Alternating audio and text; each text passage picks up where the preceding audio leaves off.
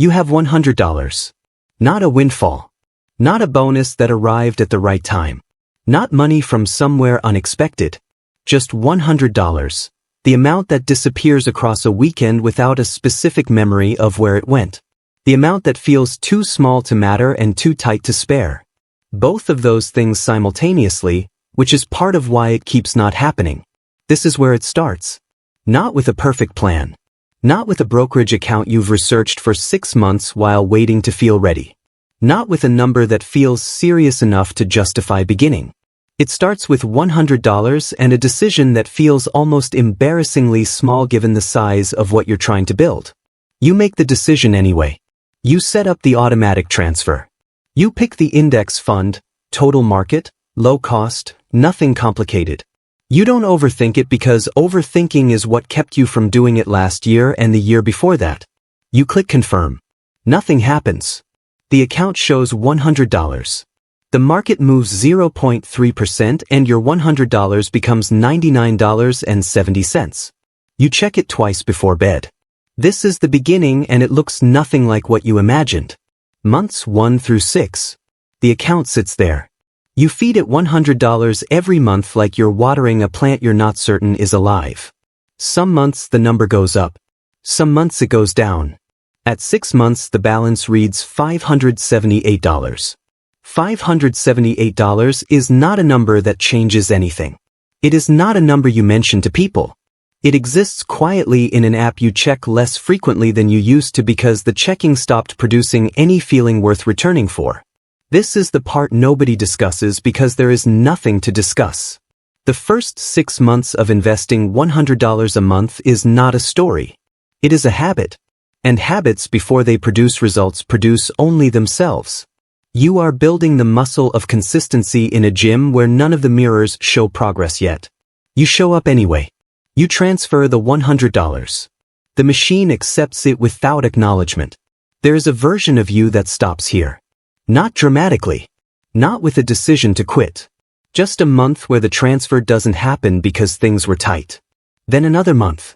Then the account sits at $578 for 4 months untouched and you stop logging in.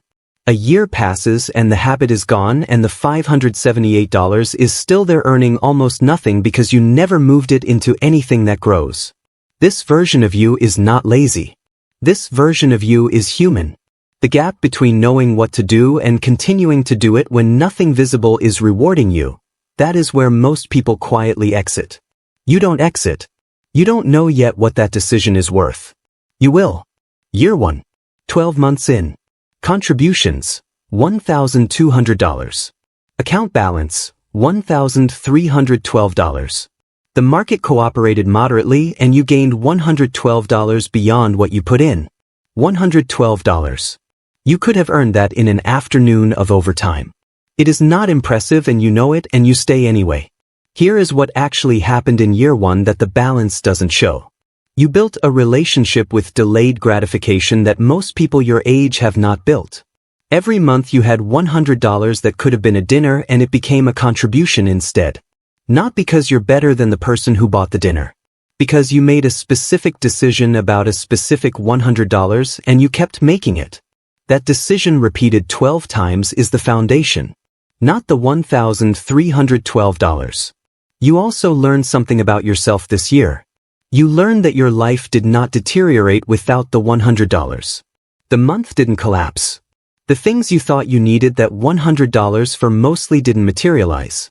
And when they did, you found the money somewhere else. The $100 was never actually load-bearing in your monthly budget. It just felt like it was. Most people never test that feeling. You tested it 12 times and it was wrong 12 times. That is a more valuable discovery than $112 in market returns. Years 2 and 3. 26 months in. Contributions, $2,600. Account balance, $3,100. The number is starting to have some weight to it. Not life-changing weight. Noticeable weight. The kind where you begin to see the shape of something that didn't exist before. Something shifts in year 2. The checking happens less from anxiety and more from curiosity. You stop monitoring for disaster and start watching for growth. That psychological transition, from fear to curiosity, takes most people longer than it took you. Some people never make it. The investor who checks their account from fear and the investor who checks from curiosity are holding the same fund. They are not having the same experience and they will not make the same decisions when the market drops. The market drops. Of course it does. It drops 14% over 11 weeks, starting in a month you would prefer to forget for unrelated reasons. You watch $380 evaporate. The account that read $3,100 reads $2,670. You feel it in a specific place that is not quite your stomach and not quite your chest. You sit with it. You don't sell. You transfer the $100 on schedule because the schedule doesn't negotiate with market conditions. That $100 buys more shares than it did 3 months ago because prices are lower. You don't celebrate this. You just continue. When the market recovers 8 months later, your account is at $3,900. The shares you bought during the drop are worth more than what you paid for them. The discipline of the down months compounded quietly. It does this every time. You will forget this every time. The forgetting is fine as long as the behavior doesn't change. Year 3 ends.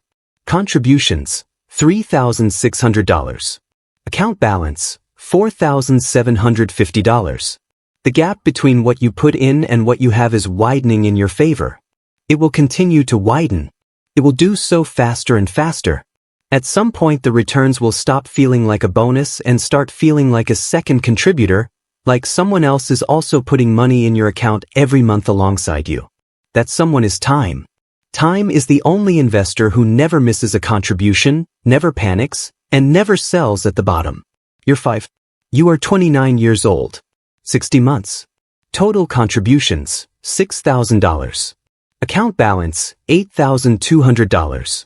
At a 10% average annual return, roughly what the S&P 500 has returned historically, not guaranteed, not promised, but historically real, you have $2,200 more than you put in. You have more money saved than most Americans have in savings right now. Not because you earn more. Not because you had advantages others didn't. Because you started a specific habit at a specific time and maintained it through 12 months of nothing visible and a market correction that felt personal and a period in year 4 where you genuinely considered pausing and didn't. Here is what $8,200 is not. It is not retirement. It is not a down payment on its own. It is not financial freedom. People will tell you that $8,200 is nothing in the context of long-term wealth, and they will be technically correct and completely wrong about what it means. Because $8,200 is not the number. $8,200 is the proof. The proof that you can build something from almost nothing over a sustained period without a windfall, without a high income, and without a perfect plan. The proof that the machine works if you feed it. The proof that you are the kind of person who feeds the machine. That identity is worth more than $8,200. The identity is what carries forward. What changes around you while the account grows? 5 years in, the account is growing and something else is growing alongside it that has nothing to do with market returns. Your relationship with money is different. Not because you have more of it, because you are conscious of it differently. You understand the difference between spending that produces something and spending that produces only the moment. You don't deprive yourself. You went on the trip. You bought the thing.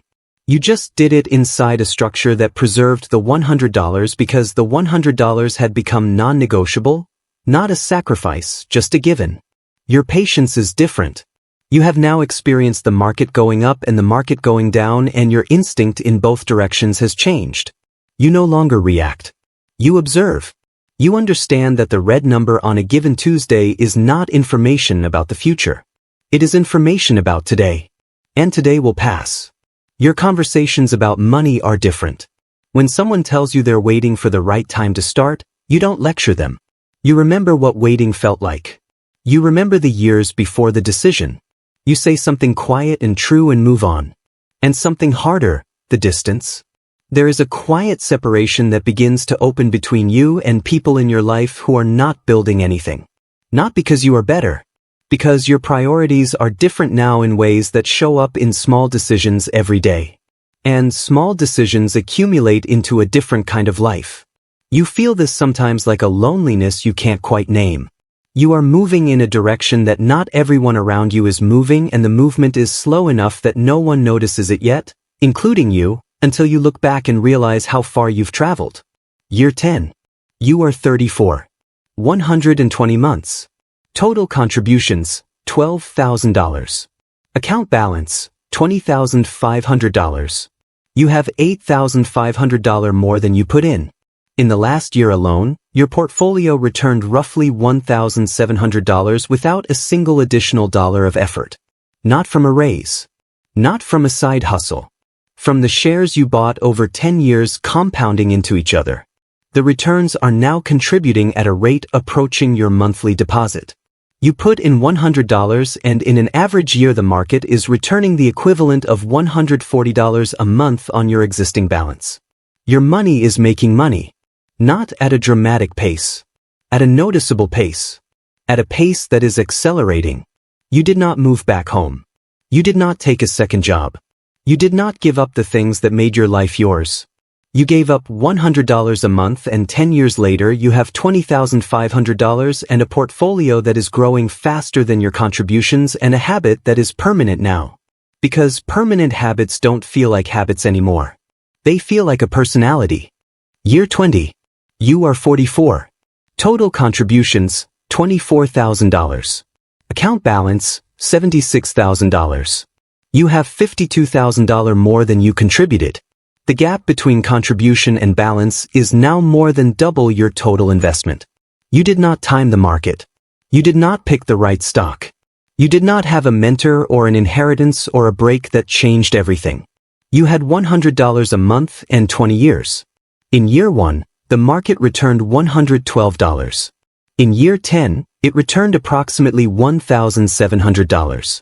In year 20, the account is returning roughly $7,000 annually. You put in $1,200 a year and to the account adds $7,000. The machine has become the primary contributor. You are almost a passenger now, and the journey started with a $100 transfer on a Tuesday evening in an apartment you have since moved out of. You're 30. You are 54.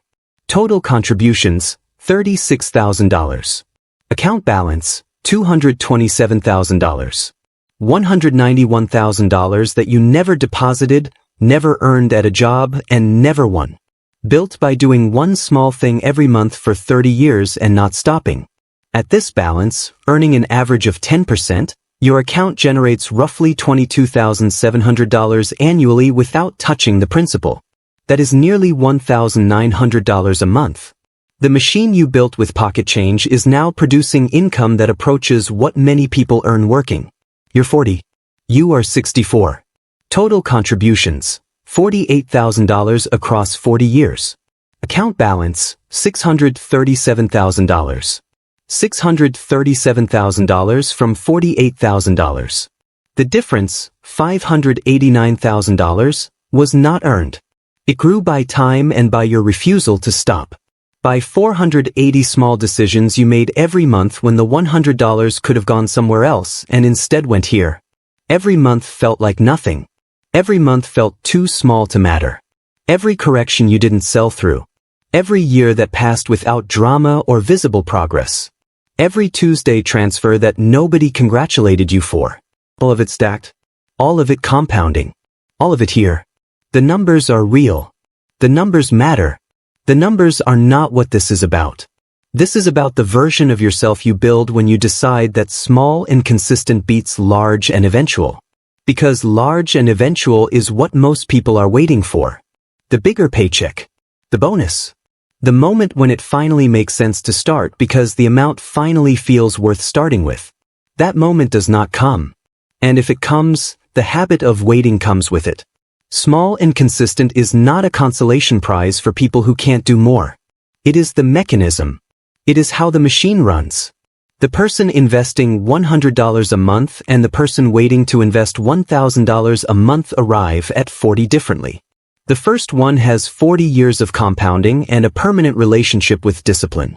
The second one has an intention that kept getting delayed and a savings account that kept getting raided and the uncomfortable awareness that time was the only asset that was actually irreplaceable.